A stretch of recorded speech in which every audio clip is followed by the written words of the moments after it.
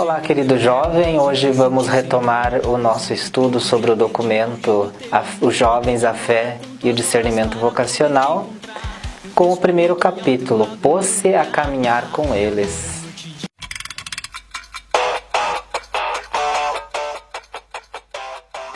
A atitude de Jesus é alguém que caminha, escuta e compartilha. Também esta deve ser a atitude da igreja. Aproximar-se dos jovens, escutar o que eles têm a dizer e disponibilizar-se a percorrer juntos um caminho. Uma das constatações anteriores ao sínodo é que os jovens desejam ser ouvidos. Experimentam como sua voz não é considerada interessante ou útil no âmbito social e eclesial. Por outro lado, a igreja percebe que falta adultos disponíveis e aptos a escutar. Este jovem que tem algo a dizer vive em um mundo plural. Por isso não falamos de um único modo de viver o período da juventude, mas estamos falando de uma pluralidade de mundos dos jovens. Ainda que falamos de juventudes no plural, entende-se que há pontos em comuns, como por exemplo, o fato da etapa da juventude ser um momento propício para o discernimento e a definição de um caminho, de uma vocação. Dessa forma, a igreja considera todos os jovens como destinatários da pastoral vocacional. O desafio de evangelizar os jovens é uma missão que requer processos pastorais completos que desde a infância possam conduzir à vida adulta e ao ingresso na comunidade cristã. Tais juventudes se encontram em uma época em que o ambiente digital caracteriza o mundo contemporâneo.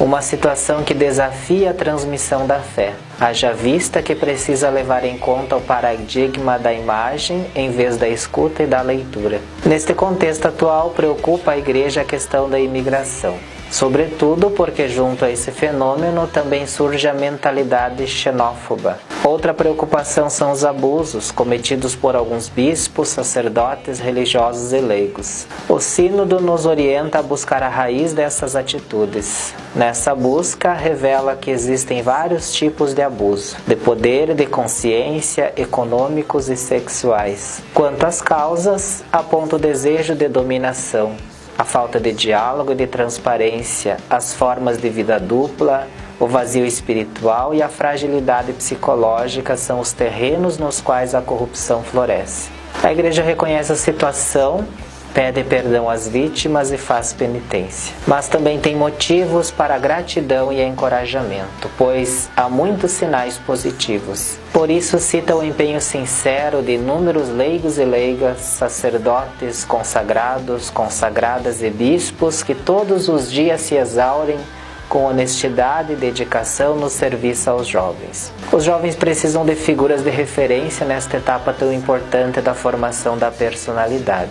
Nesta fase da vida, a família continua sendo o principal ponto de referência para os jovens. Os avós têm um papel especial na questão do afeto, educação religiosa e elo entre as gerações. Quanto à figura materna, é considerada como figura essencial, diferente da presença dos pais, pois tem uma proximidade ambígua para os jovens. Alguns desempenham seu papel com dedicação, outros de forma ausente, superficial, opressiva ou autoritária. Além dos familiares, outras pessoas, geralmente adultos, são figuras que os jovens buscam para imitar, para ser modelo de atitude, até que descubram a sua própria personalidade. Contudo, vive-se um tempo em que às vezes os adultos não procuram ou deixam de transmitir os valores fundamentais da existência, ou assumem estilos juvenis, invertendo a relação entre gerações. Se os adultos começam a se comportar como jovens, estes últimos sentem uma crise de modelos e de pessoas de referência para ajudar-lhes a criar uma identidade. Na formação da identidade dos jovens, também é importante os grupos de idade semelhante, onde se cria vínculos de amizade. Tal ambiente se constitui em experiência fundamental de interação e de progressiva emancipação do contexto familiar de origem. A igreja reconhece também que na dimensão da sexualidade ela precisa ser mais clara e convincente. Daí que a moralidade sexual muitas vezes causa incompreensão e distanciamento da igreja, pois é percebida como um espaço de julgamento e condenação. A realidade de muitos jovens é de angústia, falta de esperança e sentimento de vazio. Uma das causas deste mal-estar é a falta de valorização no campo profissional.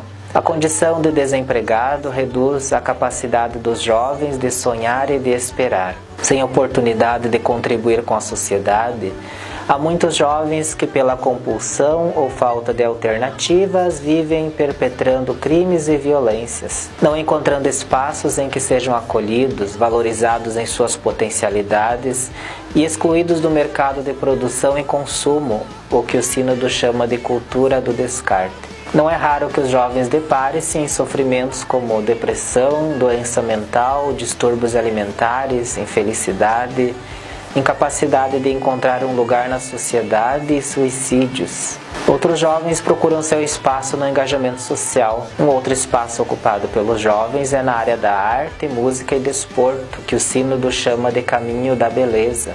Lugar em que o jovem vai crescendo em humanidade e no relacionamento com Deus. No que se refere à religião, em geral, os jovens afirmam estar em busca do sentido da vida e demonstram interesse pela espiritualidade. Para outros, influenciados pela secularização e a mentalidade materialista, a busca do sentido da vida é encontrado no sucesso profissional e econômico. Um contexto de crise das instituições, dos referenciais coletivos, mas que ainda tem Jesus como modelo e mestre. Por isso, a Igreja tem a missão de tornar Jesus conhecido, pois, se para muitos jovens Deus, religião e Igreja parecem palavras vazias, eles são sensíveis à figura de Jesus, quando apresentada de maneira atraente e eficaz. Quando estes jovens procuram um envolvimento na instituição religiosa, a Igreja, às vezes a disponibilidade dos jovens encontra um certo autoritarismo e desconfiança por parte de adultos e pastores. É preciso acolhê-los e valorizar a sua contribuição. Reconhecer também que os grupos de jovens são instrumentos evangelizadores. Esses grupos se revelam muito ativos na evangelização, por meio de um claro testemunho de vida, em linguagem acessível e a capacidade de estabelecer relações genuínas de amizade. E terminamos então a primeira parte deste documento. No próximo vídeo vamos estudar a segunda parte e os olhos deles se abriram.